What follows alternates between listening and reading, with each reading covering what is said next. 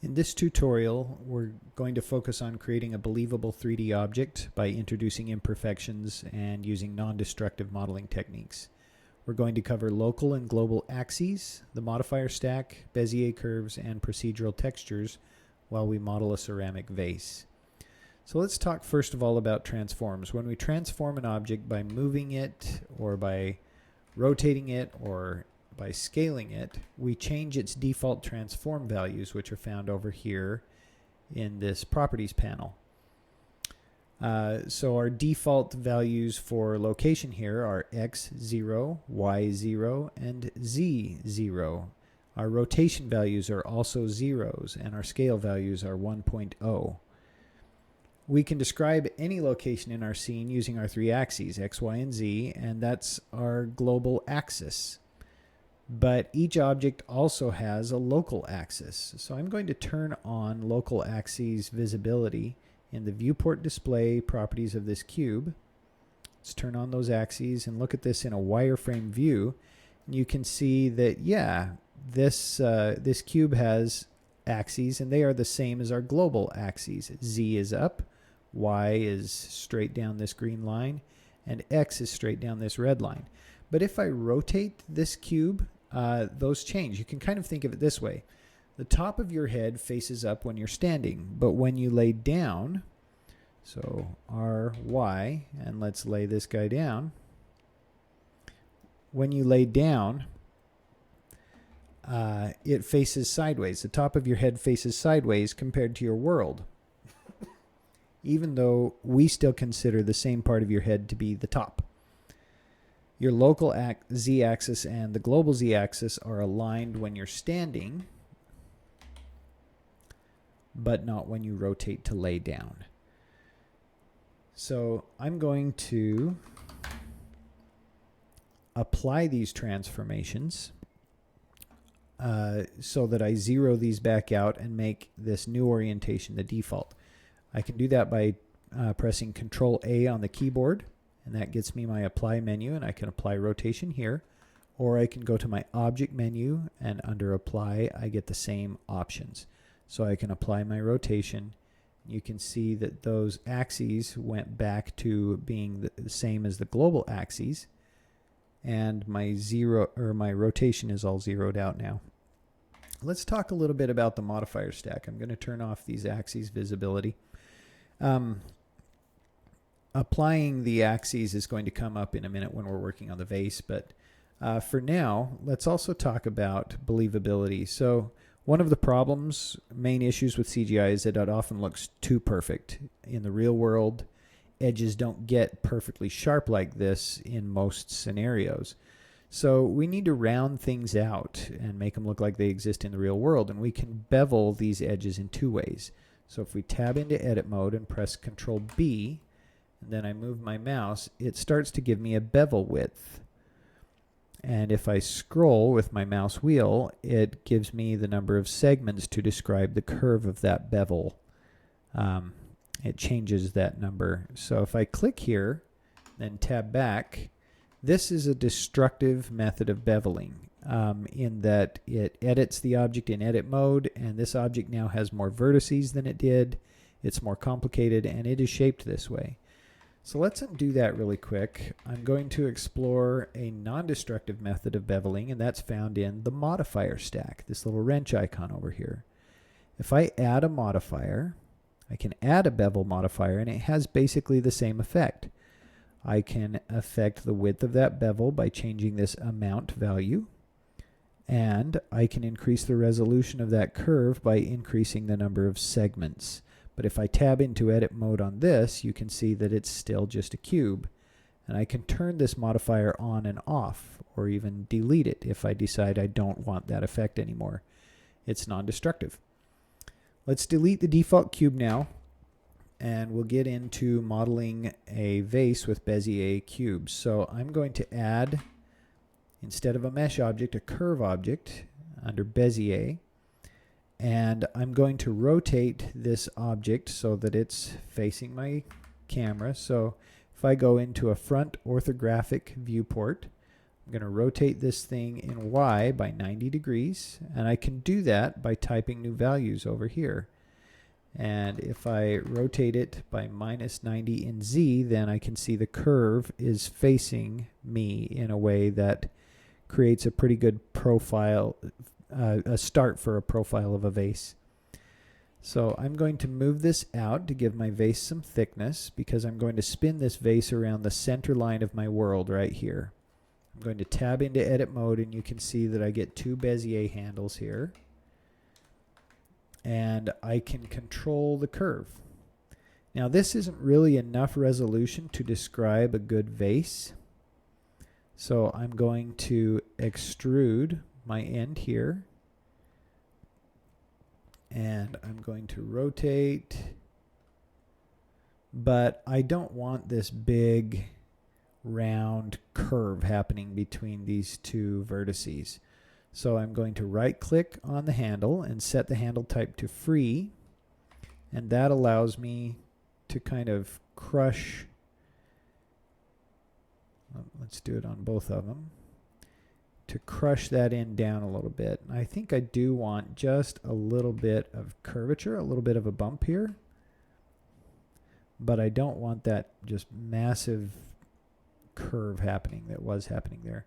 Now I'm going to extrude again, and I'm going to set this handle type back to automatic, and I'm going to start to describe the inside of my vase.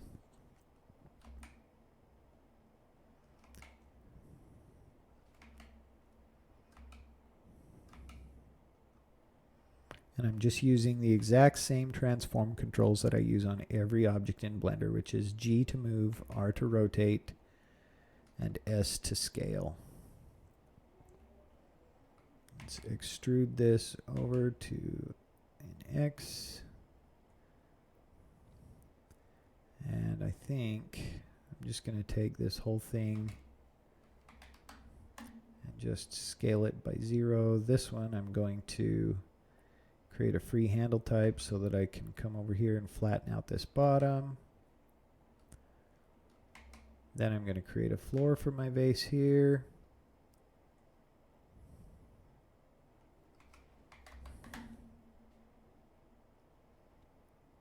Free this handle type.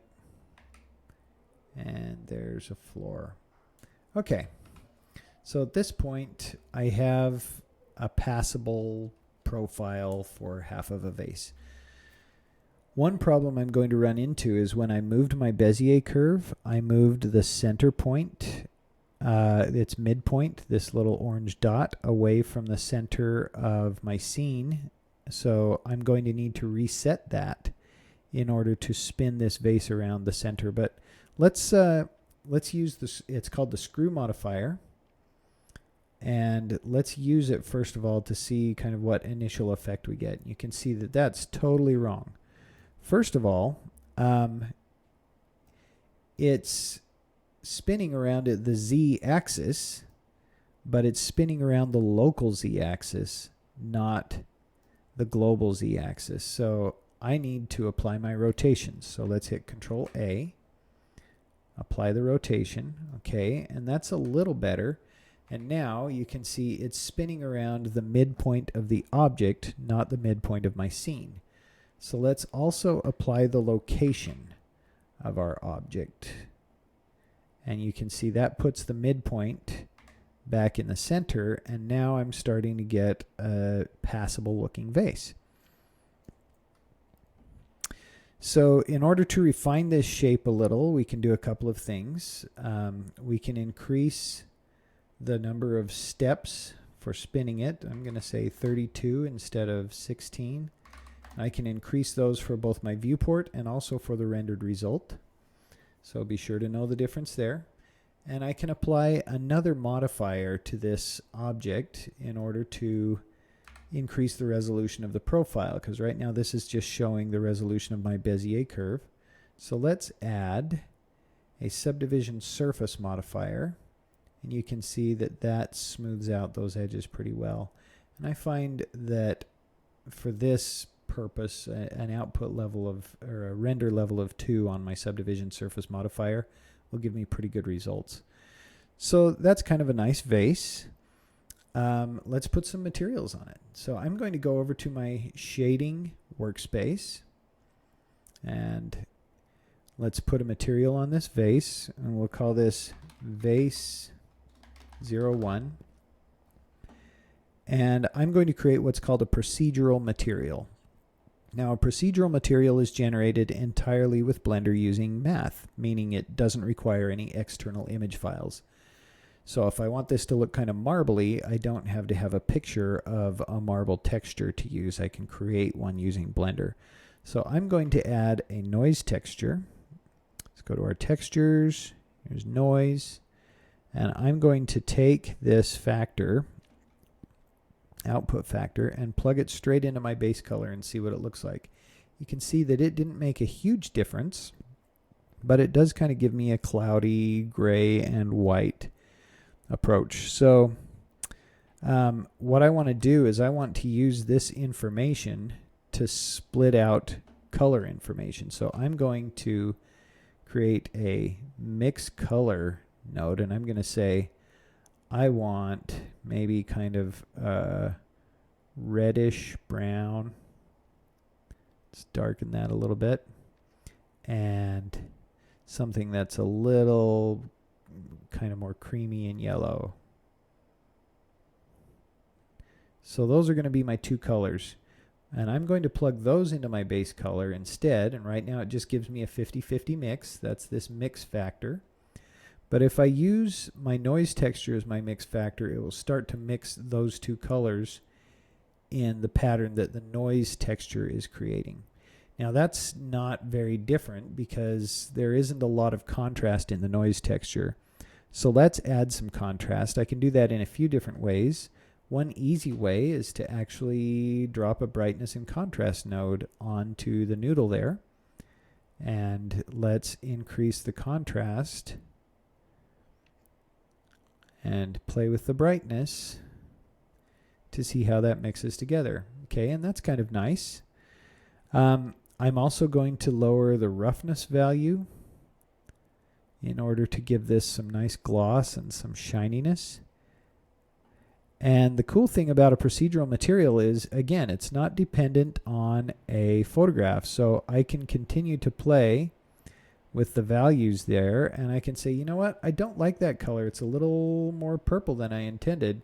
So we're going to push this toward the green end and just kind of see what that looks like.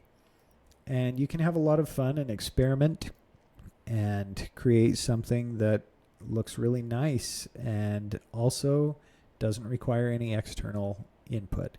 So let's go back to our layout now, and let's light this scene just a little bit. As I've mentioned before, I think most scenes look best with a floor.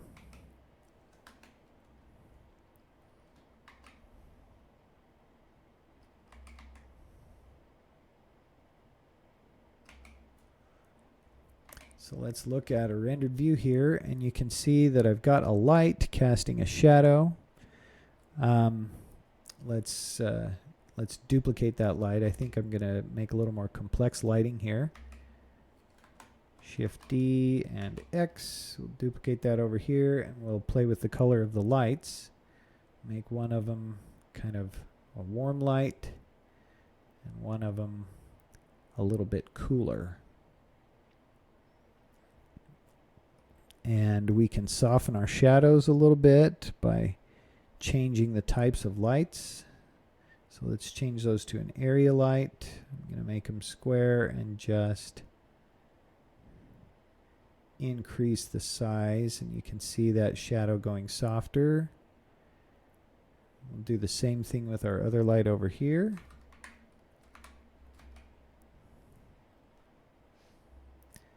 We'll increase the size of that light,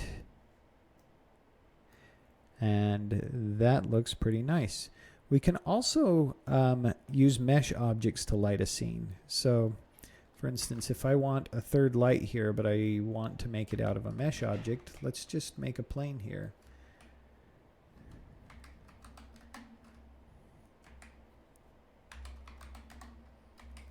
and I am going to put a material on this. Just click new, and instead of a principled shader, I'll use an emission shader. And I can turn the power up on that, and it also becomes a light source, which is kind of fun. Anyway, I hope that helps, and I hope you have a great day. Happy blending.